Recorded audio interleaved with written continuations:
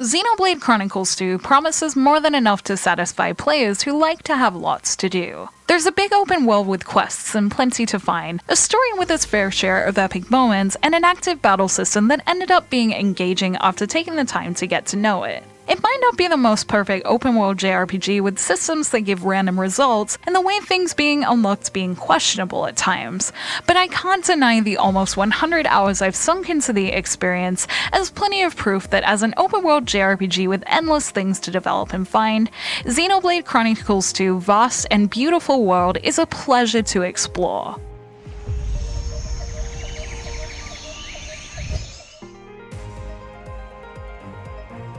Xenoblade Chronicles 2's story begins in the world of Allrest, a world covered in Cloud Sea and the Titans that drift through it. The land and areas in Allrest are on top of the backs of Titans who are slowly falling to their death into the Cloud Sea, leaving Allrest and its people at risk of being wiped out or left with nowhere to live eventually. The complex world story focuses on a young, kind-hearted salvager called Rex, who plays the unlikely protagonist in this story. He's killed by a mysterious man after accepting a salvaging mission that seems too good to be true, and finds himself standing in a vision of the rumored vast paradise of Elysium with a blade called Pyra. She ends up saving his life by providing half of her life force to Rex in exchange for him taking her to Elysium, which he accepts with the innocent belief that this paradise could help Allrest. Rex quickly begins his journey of protecting Pyra and seeing what happens to their world throughout.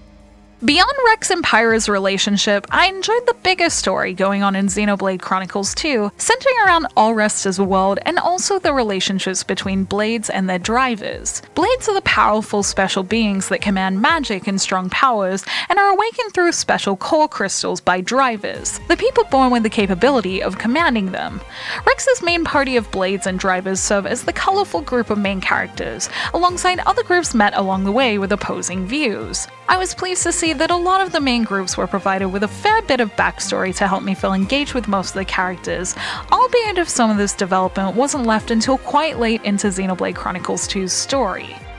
Rex and Pyra as main characters are also given a lot of story along the way, although I found their relationship a little shallow at first from how quickly they became deeply connected to each other. Some of this has to do with the story spanning over 10 big action-filled chapters, and while I understand action is necessary in this kind of big game to keep the main story interesting for those who do and don't want to explore the world in between, it felt hard to imagine a deep connection between the two together other than circumstance until later because of this. Xenoblade Chronicles 2 proved good at tying up each character's loose ends by the end of the story at least, and by the end of those 10 big chapters had given me all the information to feel satisfied at its conclusion. There are also side moments with the optional heart-to-heart moments scattered around the world that have the kind of relationship growth I wanted to see, a fact I didn't realize until I finished my initial story-focused playthrough. Ultimately, I think Xenoblade Chronicles 2's story feels best and at its fullest when broken up with a little open-world exploration in between to fill in the gaps,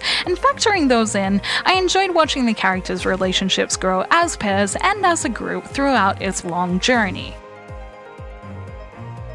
Speaking of exploration, as an open-world JRPG, Xenoblade Chronicles 2 excels as it's sprinkled with things to do everywhere you go, and even at 100 hours in, I'm positive I could do another. Along with the previously mentioned heart-to-heart events to find out more about the cast with, there are collection areas to find materials for trade, things like food and drink to buy and give to your blade to try and find their favorites, a plethora of quests to complete, core crystals to unlock blades with, and much more. The gameplay progresses appropriately as the story does, and whether you like to complete quests as you go or save them all up until the end, there's usually something new to look forward to in each chapter. It's this kind of feeling I found is what Xenoblade Chronicles 2 is best at doing well, and I was certainly never starved of content and things to do as I gladly kept improving my blade skill trees and doing their quests as I went.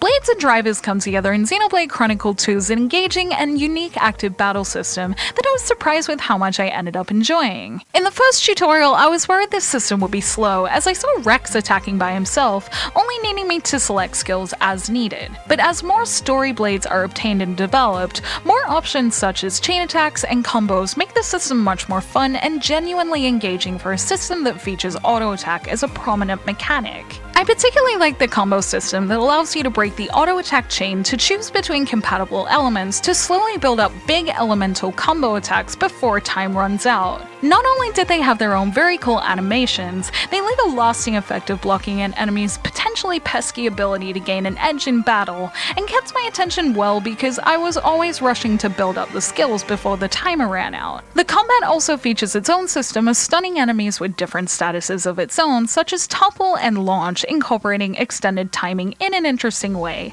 and all of these systems' use of it kept me much more on my feet than I would have thought I'd be. It took me a bit of time to master this system as the tutorials only flash up once, and it's a lot to learn each time it's explained, but once I did, I look forward to seeing where battles went with my skills and combo chain choices and getting everything to work well together. There are a lot of pros that come with cons in this mostly enjoyable big world, and there were a few things in Xenoblade Chronicles 2 that I definitely found questionable. When it comes to gameplay, I felt quests were a mixed bag at times, with some quests being quick and easy to complete, and others requiring many steps, and there often wasn't a clear way to judge how many steps I'd have to do to get the experience I'd been working for. This often saw me frustratingly start a quest to get experience before a boss, get halfway through its steps, and realize there was something I couldn't do yet and have to abandon it for another, with my time wasted. And because of this, I mostly just saved quests until the endgame because I didn't want that to happen again. Core crystals also come to mind as a debatable system, as I very much loved the designs of the rare blades I saw other people have. However, the system of common, rare, and legendary core crystals often doesn't work out as expected, and there's only so many common blades one can get from a rare core crystal before being disappointed. I'm a fan of gotchas usually, as I like random surprises, but in Xenoblade Chronicles 2, there aren't many ways to influence the odds, which made it feel a little unfair at times for a console game. As someone who usually enjoys going back to play quests and expand my monster collection in my endgame of these kinds of open world games, in Xenoblade Chronicles 2, I found myself much more interested in developing skill trees of the ones I already have, and unlocking things in the world that I can reliably expect results from. I've definitely found enjoyment in these aspects, but it does mean I play it differently to how I would usually play an open world game. On a more surface level, things like voice acting and visuals also have their own highs and lows. The visuals of All Rest's world look simply stunning on a TV, so it's unfortunate they suffer frame rate and general quality issues when played on the Switch's handheld mode, and it was a little distracting when changing between the two. As for sound, I played with the English dub like I usually do in localized JRPGs, and enjoyed the voice cast for the most part, even if they differ quite a bit from the Japanese ones that I think are objectively better. There are a few voices such as Pyra's that I think didn't fit as well in the English ones I'd heard as in the original Japanese trailers, and also some general moments where I felt lines were cut short to fit mouth movements that were a little distracting. In saying that, I enjoyed the variety of accents and speech quirks in characters such as the Nathon's interesting speech patterns that made all the characters feel like they had a lot of personality in the English dub, and alongside music as gorgeous as Xenoblade Chronicles 2's and better voice performances from characters like Nia and most of the villains, I could get past these imperfections pretty well.